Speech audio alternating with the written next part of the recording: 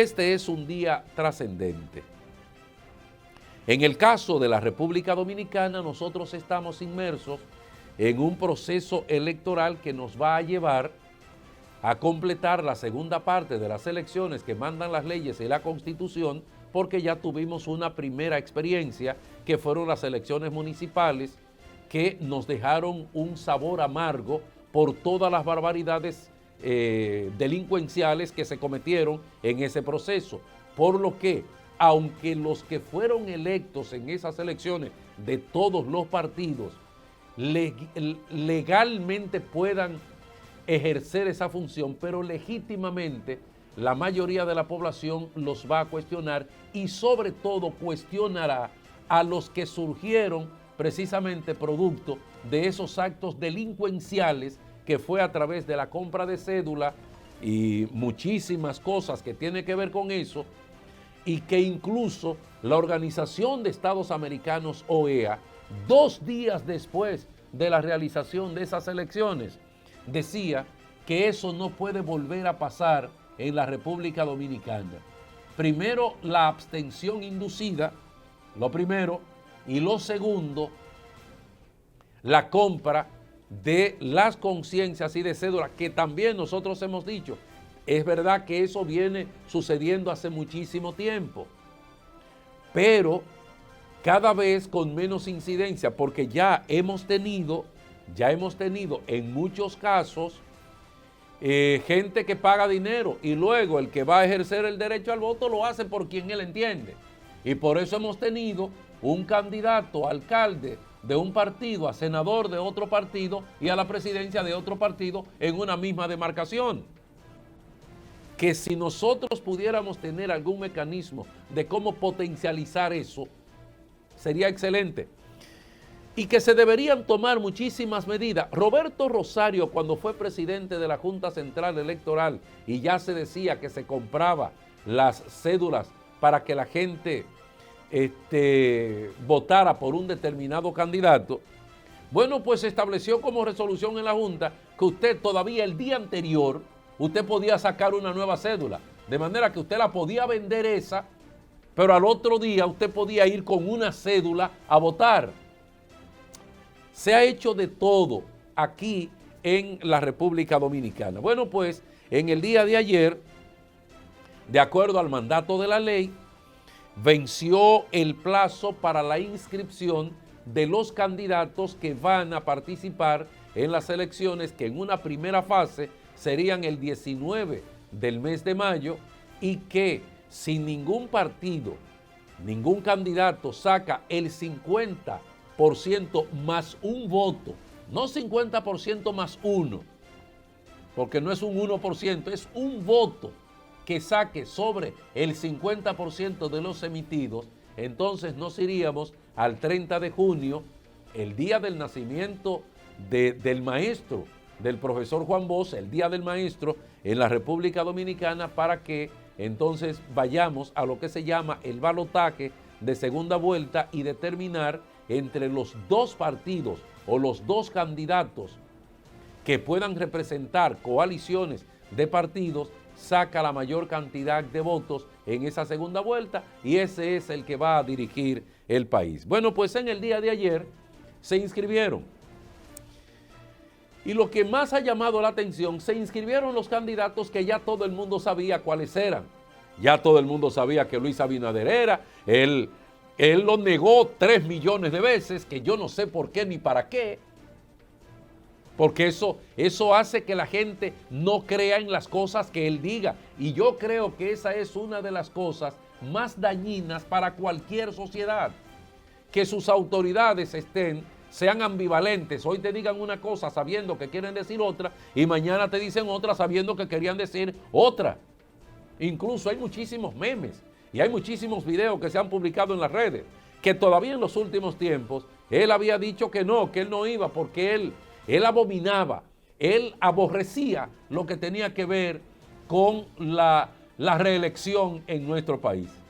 Pero resulta que después, aunque todo el mundo sabía porque estaba en campaña desde el mismo 16 de agosto del año 2020, él decía que no, pero ya todo el mundo lo sabía.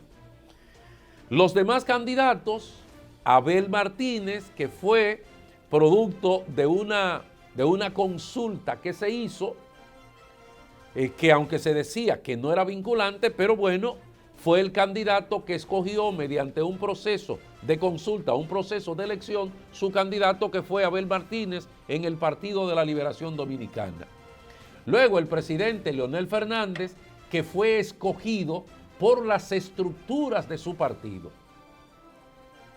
Las diferentes estructuras votaron porque Leonel Fernández sea su candidato. Eso mismo pasó con el Partido Revolucionario Dominicano y Miguel Vargas Maldonado, que luego estos últimos tres partidos, Fuerza del Pueblo, PLD y PRD, se unieron en una alianza que se llama Rescate RD, que aunque no van unidos para la presidencia de la República en la primera vuelta, pero sí llegaron a un consenso de una cantidad considerable, primero de alcaldes, que aún pasando todo lo que pasó, que se gastó todo el dinero que en cualquier sociedad alguien debió estar preso por eso, porque eso fue igual que si usted atracara un banco, lo que se hizo en ese proceso electoral. Luego ya se unieron en 25 senadurías estos tres partidos, que son 3 de los 4 partidos mayoritarios que tiene la República Dominicana. Y se pusieron de acuerdo en 25 senadurías, en 25 provincias, para llevar candidatos a senadores unificados. Entonces, presentaron ayer sus candidatos a la vicepresidencia, que son cargos interesantes. Por ejemplo, en el caso del PRM, la vicepresidenta actual, repite, Raquel Peña.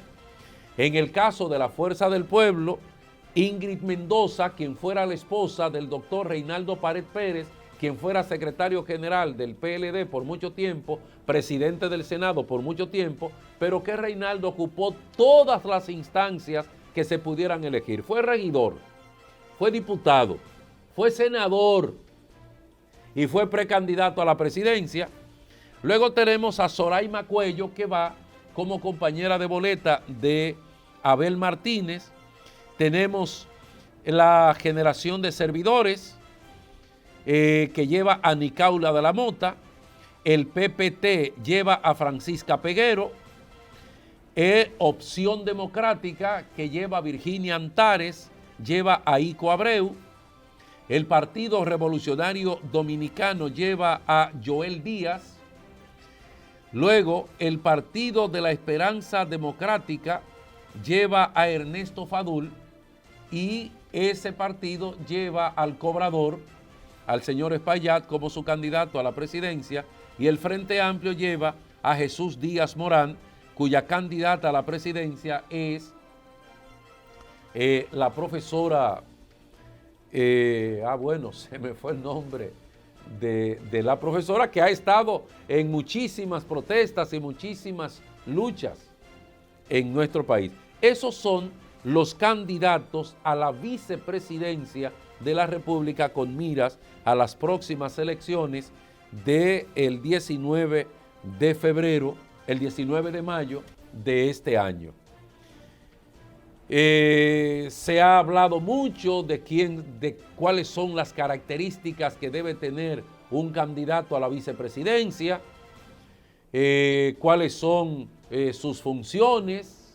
Bueno, depende y casi estoy seguro que cada partido entonces pudo analizar cuál sería el impacto que pretende que tenga el anuncio de su candidato a la vicepresidencia. En el caso del presidente Leonel Fernández, antes de la inscripción, durante el día de ayer, presentó un video y donde presentaba primero cuáles eran las características que debía tener un candidato a la vicepresidencia, y luego ponderaba a la doctora Ingrid Mendoza de Pared como su compañera de boleta, que vamos a ver entonces este video.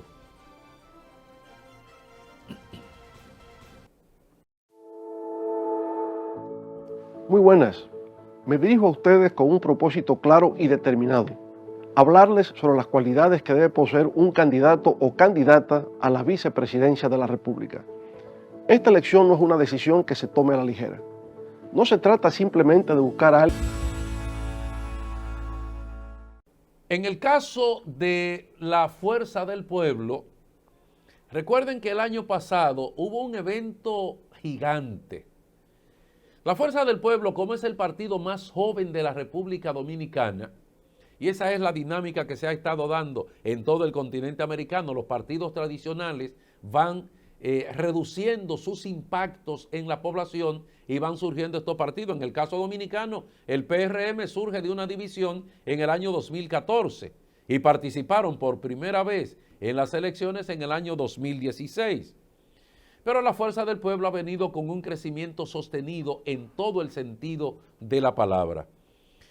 Para el Día Internacional de la Mujer el año pasado, bueno, pues la Fuerza del Pueblo realizó una manifestación gigantesca y el motivo de esa manifestación fue por el alto costo de la vida.